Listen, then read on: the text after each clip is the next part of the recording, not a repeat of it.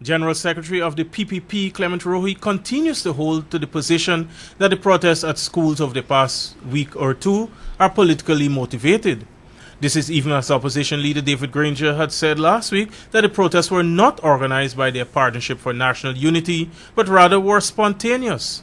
At his party's press conference on Monday morning, Rohee said the evidence he has seen points to the involvement of politicians' involvement in the protest. I think the evidence is incontrovertible. I sat in the comfort of my breakdown office. I was looking at the TV news. I don't recall which channel it was. And I saw at one of the schools an APNU activist, a parliamentarian that is, in one of the schools, talking with the children in an agitated way.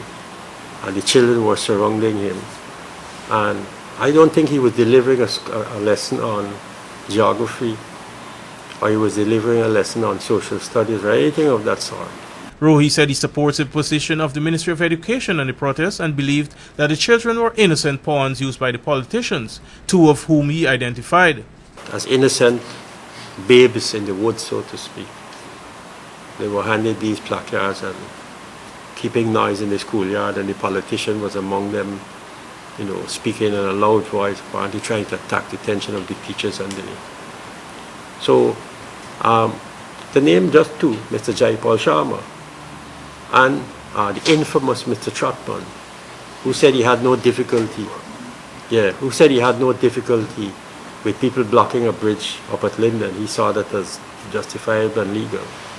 Parents at some schools have locked school doors and gates to draw attention to issues facing those schools. The Ministry of Education issued a sharp statement last week condemning the actions and said such actions will not be condoned.